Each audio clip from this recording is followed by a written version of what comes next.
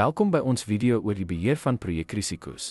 In hierdie eenheid, ons sal strategieë ondersoek om risiko's effektief te bestuur en verseker dat hulle nie projekdoelwitte beïnvloed nie.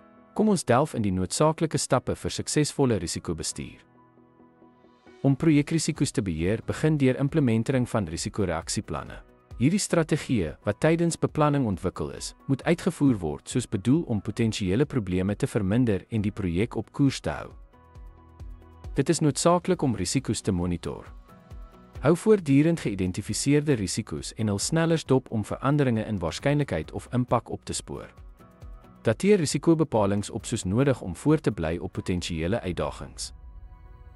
Opsporingsrisikoversagtingsaksies help om hul doeltreffendheid te evalueer. Indien aksies nie die gewenste resultate behaal nie, is aanpassings nodig om suksesvolle risikobestuur te verseker. Hersien en werk die risikoregister gereeld op.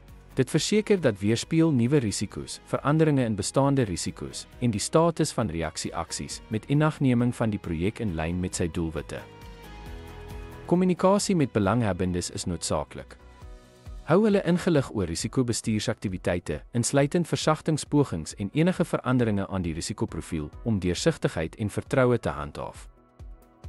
Evalueer die doeltreffendheid van risikobeheermaatreëls. Evalueer en verbeter hulle soos nodig, leer uit vorige ervarings om toekomstige risikobestuurspraktyke te verbeter en projeksukses te verseker.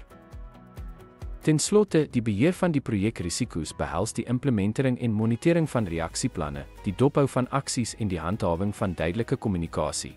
Gereelde hersiening en aanpassing is die sleutel tot die effektiewe bestuur van risiko's en die bereiking van projeksukses. Dankie dat jy gekyk het.